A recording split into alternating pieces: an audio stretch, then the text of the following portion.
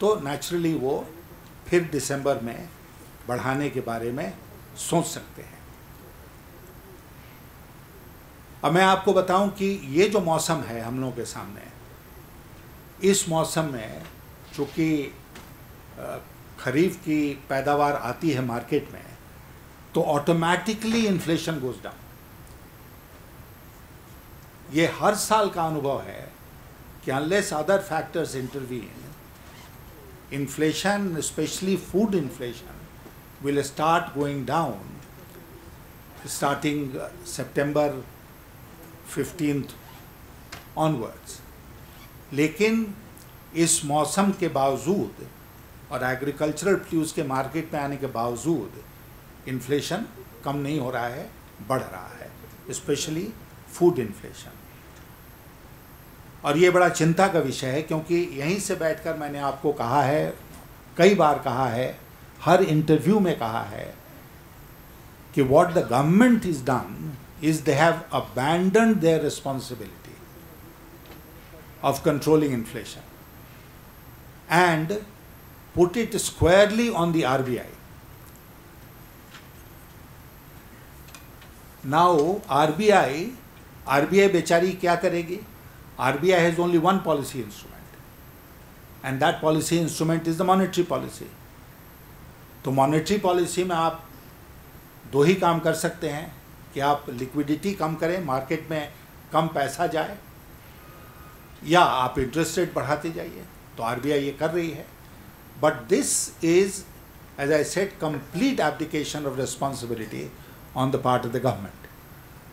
और मैंने जब इन्फ्लेशन के ऊपर चर्चा हुई थी लोकसभा में, प्रधानमंत्री जी भी बैठे हुए थे और वित्त मंत्री जी भी बैठे हुए थे, मैंने उनको अंत में कई सुझाव दिए, और एक महत्वपूर्ण सुझाव ये था कि आप 6.5 करोड़ टन से ज़्यादा अनाज अपने गोदामों में रखे हुए हैं।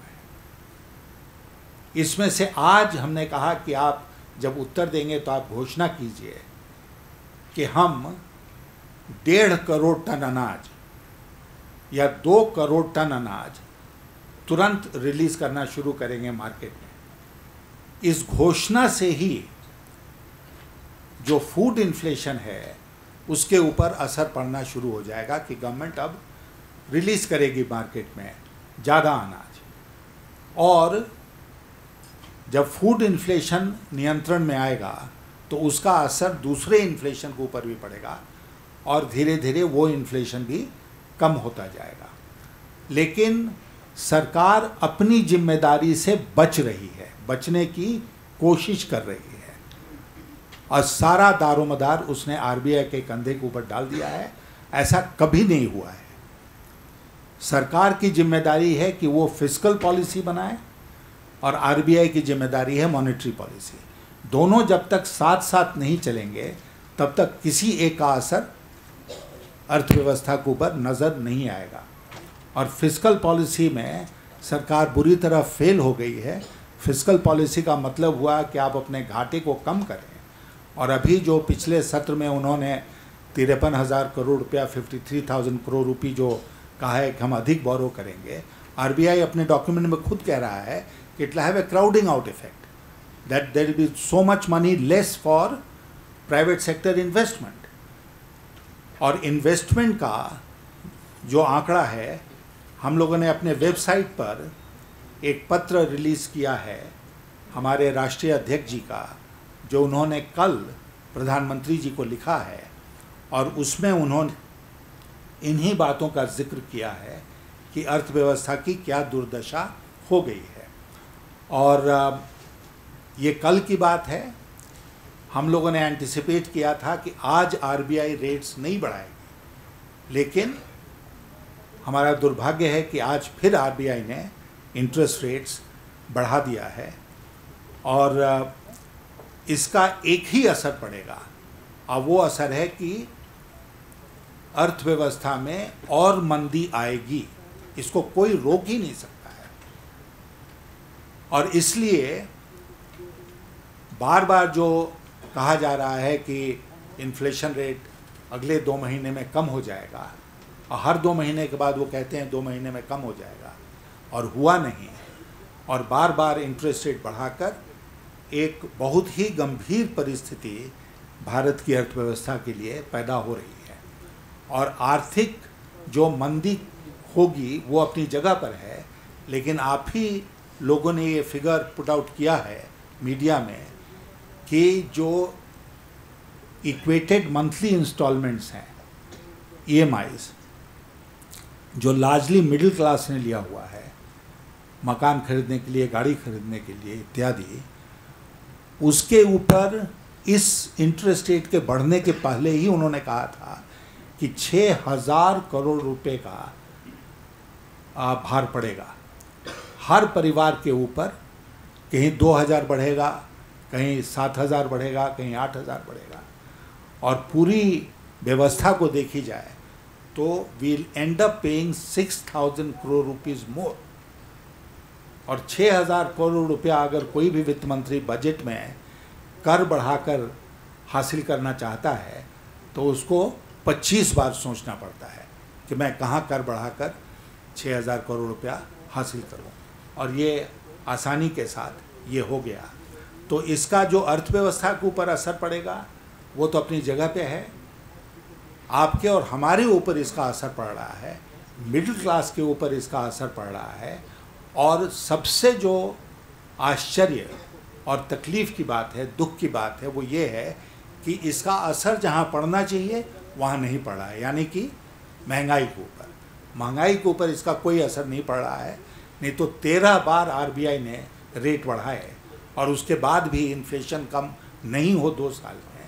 तो ये अपनी गाथा खुद लिखता है कि भाई इससे नहीं होगा, और नहीं होगा जो हमारे जैसे लोग शुरू से कहते रहे हैं वो इसलिए नहीं होगा कि फूड डिमांड इनएलास्टिक डिमांड है, मॉनेटरी पॉलिसी का उस पर असर नहीं पड़ेगा, और इसलिए फूड इन्फ्लेशन को टैकल करने के लिए अगर आप मॉनेटरी पॉलिसी इंस्ट्रूमेंट यूज़ करते हैं तो इससे बढ़कर नादानी और कुछ हो नहीं सकती है।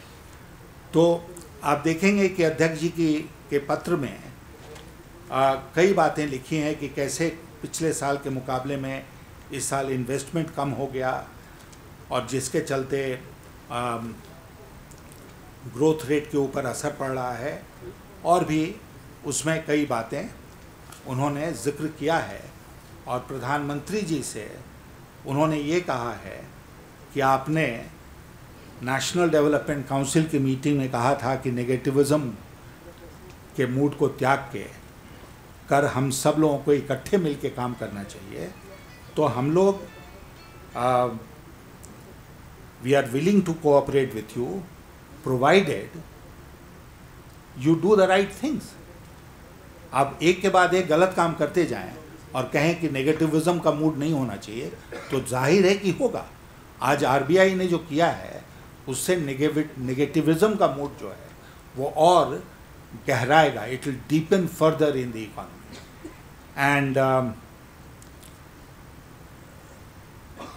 उन्होंने अंत में कहा है कि we are with you when you are willing to take decisions that will make India a proud nation, unleash the power of India.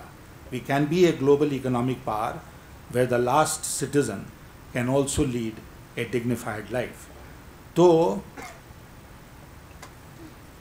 अब इसमें आप देखिए रुपये की कीमत डॉलर की तुलना में 50 चली गई, 50 के ऊपर चला गया, and we are sitting over $315 billion of reserves. ये नहीं है कि रिजर्व हमारा 2-3-4 बिलियन डॉलर है, 315 बिलियन डॉलर के रिजर्व पर हम बैठे हुए हैं। And everyone knows that when there is volatility in the exchange market the RBI intervenes. बहुत तरह के तरीके हैं RBI के पास to keep the rupee stable. There was no reason to permit the rupee to depreciate against the dollar to this extent, and this is the first time, if I remember right, in India's economic history that petrol prices have been raised because of the exchange rate variation. अभी तक ये रहा कि भाई international market में crude prices have gone up and therefore we are raising we are forced to raise price of petroleum products. But इस बार ये कहा जा रहा है कि रुपये की कीमत डॉलर के मुकाबले घट गई, इसलिए हम बढ़ा रहे हैं कीमत. और जितना इम्पोर्टेड सामान आएगा in a free market economy, imports के ऊपर कोई नियंत्रण नहीं है, that will all bring imported inflation in our economy. तो fiscal deficit on the one hand, over which the government had lost control. Exchange rate, which the government, RBI together have failed to manage properly, and monetary policy, जिसमें कि उन्होंने RBI को खुली छीट दी है, and fiscal policy, supply side measures, इन सारे मुद्दों पर the government is not doing what the government should be doing, and they are pushing the economy towards stagflation,